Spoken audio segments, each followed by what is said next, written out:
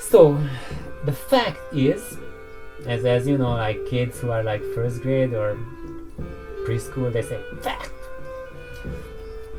The fact is that horn defines coupling. So they do the same thing to your compression driver as your cabinet does to your woofer. So your woofer by itself will not give you bass response. You can get the biggest 20-inch woofer and you put it in the middle of your room, and you are lucky if you are getting like 100 hertz or 50 hertz. 50 hertz maybe you're not getting much out of it, but 30 hertz, something like that, you'll never ever get out of it, because it cannot couple to the air at those frequencies. That's why you need a cabinet, and you need at least like an open buffer to extend the coupling lower, and then you can continue it to a full enclosure, and then you can add ports to that enclosure to increase the coupling. So that's how you can make your driver work with lower and lower frequencies, progressing from just your driver without enclosure to an open buffer to a sealed enclosure to a ported enclosure. Or before the ported, I can add the passive radiator and then the port. So this is how you can get progressively lower and lower output from your cabinet.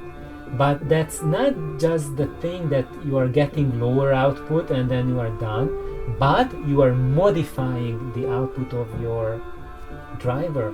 So by making it go lower, coupled to the air better at the low frequencies, it will lose coupling at higher frequencies. So for example, if you are tuning your cabinet to 20 Hz, then the 50 Hz to 100 Hz region is going to suffer. Or if you tune it to 50 Hz, then you have a gorgeous 50 to 100 Hz region, but then your 20, 30, 40 will plummet and then drop down to oblivion. And you cannot make it work without compromises. We have to tell the drivers where the energy is going, how the energy is transmitted to air. And that's what the horns do. And what they do is that if you have the compression driver by itself, then the 288, because it has a 34 millimeter diameter opening, that's where the shaft comes out, it couples to the air best at 10 kilohertz plus and minus 1 octave.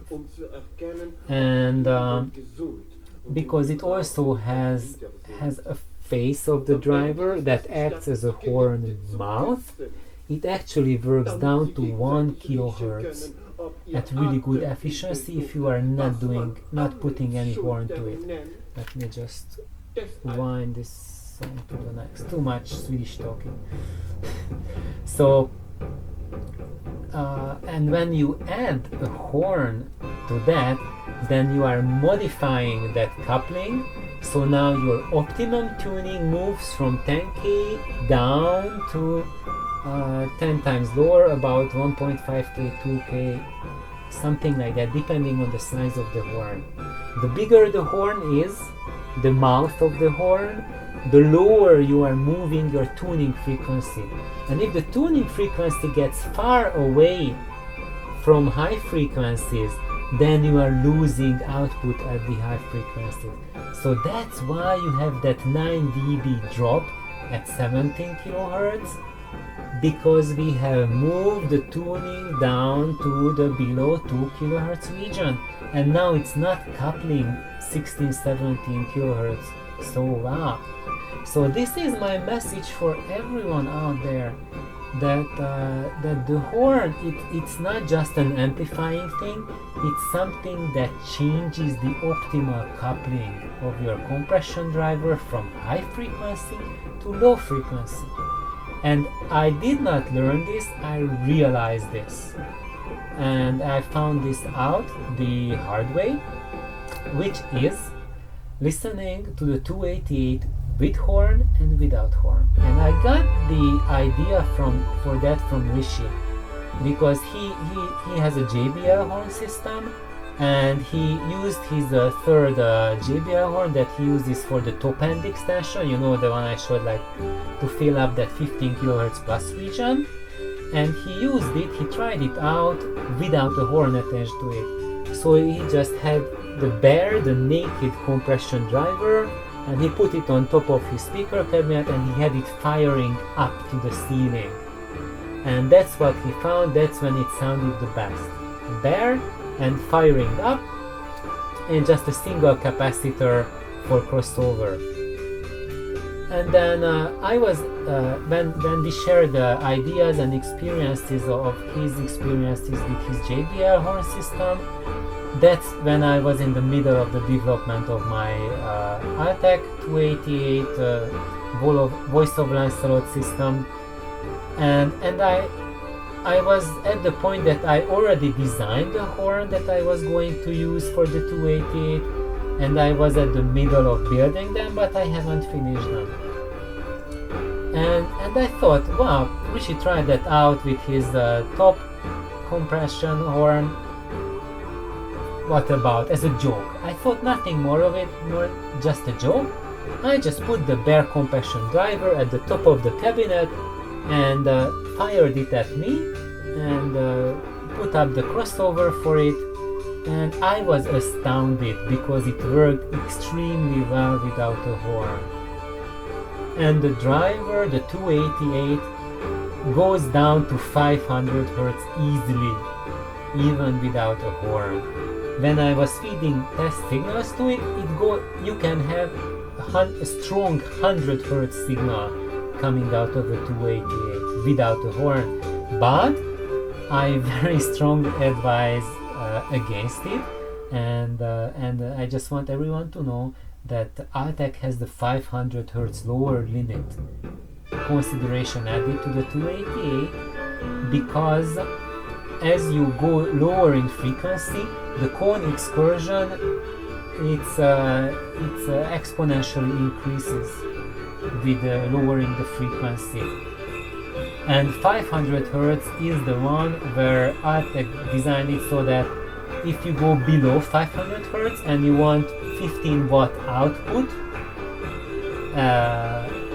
then it will reach an excursion that will damage the diaphragm, damage the suspension of the diaphragm. If you want, you can go lower than 500 Hz with the 288, but then you have to derate it with the power output by an equal means. So for example, if you want to go from 500 Hz to, let's say, 250 Hz, then you have to go like 4 times lower in power, then like 3.5 watts. So if you limit the power input to 3.5 watts, then you can go down to 250 Hz. But you can, if you try to feed 15 watts to it, what it can handle at 500 Hz, you are going to blow the diaphragm out right away. And if you think, oh, 3 watts, that's peanuts, you're still going to get like 115 dB peak output from a 3 watt output to your 288. So don't be sad or shy about it, because these babies are incredibly efficient and will give you more higher volume without pressure than you will ever need. You just have to be cautious that you are getting greater excursion if you force them lower and lower, and you are moving them outside of their sweet spot. And you really want to keep them in their sweet spot, which is down to 500 Hz range. So how the physics do that and work out for that? So when you look at the 288 driver, oh my god, it's Swedish talking again. So now this is the benefit of CD, right? If you were listening to an LP, I have to just get up, change it, whatnot. Anyway, you see behind me, all of those are records all over, so you can tell that I'm not exactly a CD guy, but hey, I don't judge anyone. My priority is music, and I have this excellent medieval Swedish music on CD, and I love to listen to it, and I don't mind that it's on CD, not on LP. So, continuing here, we have a 34 millimeter diameter throat, so it's like a tube of that shoots up from the compression chamber. So the throat is of that diameter, the entire thing that diameter, and then there's the mouth that opens up to the top of the compression driver, and that's a platform that has 174 millimeters diameter. So basically a bare 288 has a horn in it that has a 34 millimeter throat, a 100 millimeter long neck, and a 174 millimeter mouth.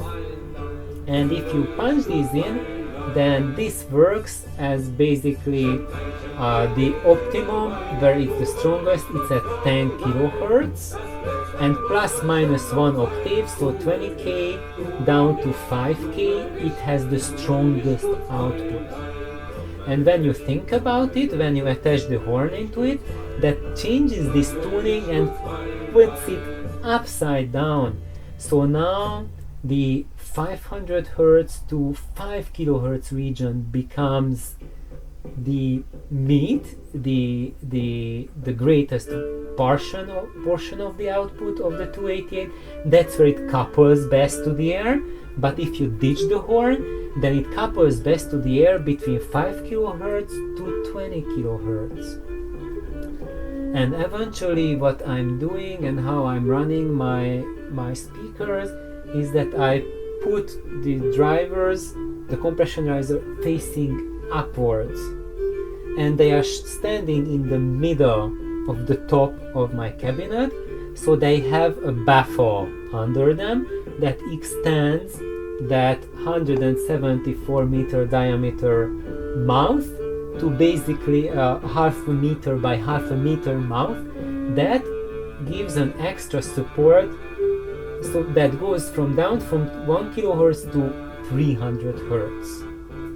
So now I have created basically an omnidirectional version of the compression driver that fires up and gives me an omni sound that's capable of reaching down to about 300-ish hertz, and it goes down up to the 20k region.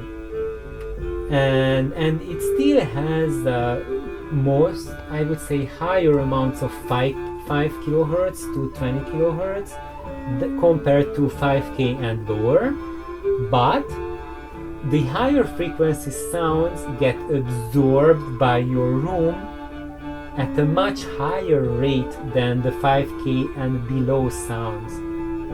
So they bounce around more before dying off.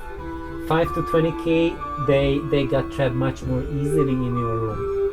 And this works out fabulously when you are using an omnidirectional system, so it means you are firing up, and then part of your 5 to 20k gets absorbed, and that part that reaches your ears, the 5 to 20k and the 500 to 5k region, they got in balance because your room corrected the ratio between the balances, and you don't have to fiddle with horns. So now if I wanted to alter the sound of my speakers, of these horns, I could like start fiddling with horns, but it would be decades long journey, and I have my good friend Greg, and he said that he loves the sound, what he hears right now. And of Greg, you have to know that he's been an audiophile who's been looking into horn systems for the past, I don't know, maybe like 30 plus years. He has an absolutely insane experience. I don't know if you guys know Bruce Edgar. He's the legendary horn speaker building guy, and Greg coached him at the start of his career when he started building his horns. So if I think then I can really not just I think, I know that if Greg says something about the sound of horns, how they sound, how it is implemented, I really take his I put really heavy weight to his word. And as the audiophile community, if you have like multiple people confirming something, and some of them are really well established members of the audio community, then you can take that experience and work with that. So there are some figures and calculations. What I think is that, like, if you use the bear horn, I also did a comparison that I run the 288 bear and I put the manta ray horn throat adapter to my other channel, and I fired both of them at me and checked the level. So when you have the horn on, then really the 1K to 3K region, it really bumps up. It goes much higher, but like the 5, 10, 17 kilohertz region, it almost disappears compared to the bear horn. So when you are running your 288 bear, the high frequency output, the 10 kilohertz plus output, became insanely strong, insanely clear and pure, and it's like nothing you heard before.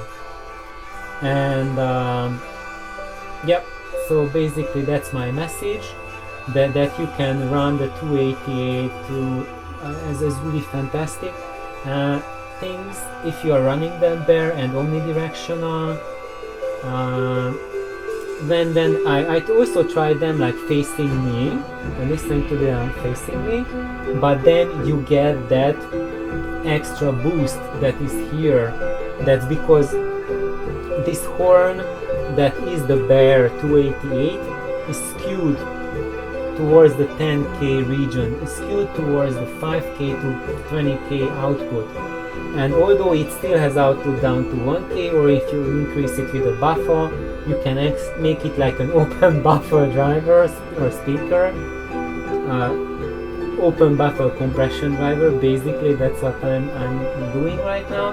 But then the 5K and below region will be shelved down, and then you need the room to correct it for you. However, I had other friends who thought otherwise, and they liked it when the compression driver faces them. And that's because some of us, we have that hearing damage, that our hearing is naturally shelved down a couple dBs at 5K plus. And if you are like that, then flipping the 288 towards you, that restores the balance. So you get that couple dB up for the high frequencies, and that for your hearing, then that will be perfect. So that's why there's no perfect solution for everyone, because we have to think about our ears, how they are, how they work.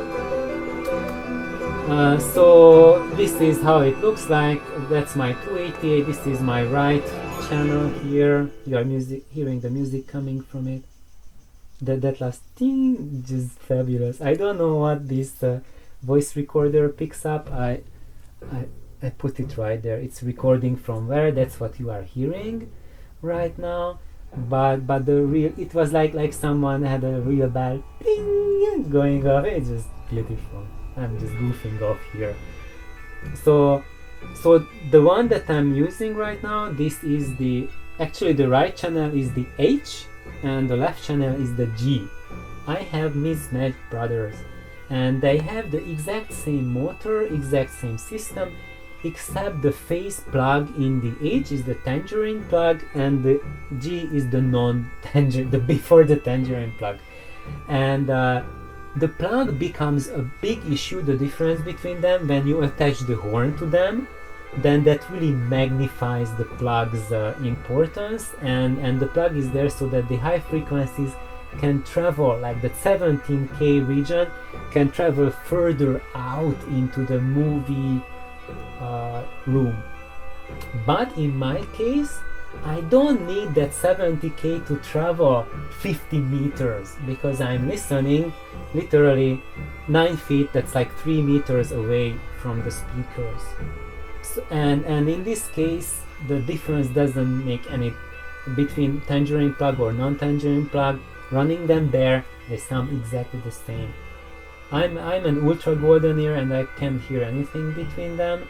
I had lots of audio friends listen to them, no one could tell that they are different. But they are seasoned audiophiles with 20, 30, 40 plus years of experience and thousands and thousands of hours of critical listening. And with these babies, because they are so sensitive, they show the tiniest differences too. And outside they look exactly the same, so if you have a G or an H, you cannot tell the difference. You have to disassemble them and look at them to tell what's different, but the motor strength, everything is the same, just the face plug is different. So they have 113.7 watt dB per watt per meter output, and they have a 15 watt input peak handling capacity, rated down to 500 Hertz, crossover second order. So when you have a second order crossover, it can go 500. If you have first order crossover, that's not a steep slope, then I would say maybe like with this output, then you can go down to maybe like 700 Hertz. Or if you want to go down 500 Hertz and first order, then you have to severely derate it, maybe like 3 watts tops. And if you go higher order and if you go higher frequency, maybe like third order at 700 Hertz, then you can easily dump 100 watts at them. And then you can reach like 130 plus dB easily at 15 kilohertz. And that it will be for them like a walk in the park. The excursion is less than a millimeter when you play at 125 dB output level. That's when they make that tiny movement. And the self-resonant frequency, I measured it, it's 280 Hertz, so that's ridiculously low. And really they are capable to work down to maybe 150 Hertz if you derate them enough and you put a big enough horn in front of them. They can go really, really low. They can really go down to the mid-bass region. It's insane. And they extend up to 17.2 kilohertz extremely strongly, the purest 17K you can imagine. They have the nicest sounding Alnico magnet, 1.9 Tesla magnetic strength, and they are beautiful, beautiful drivers. So I hope you like this thing, and please subscribe, like. Thank you very much.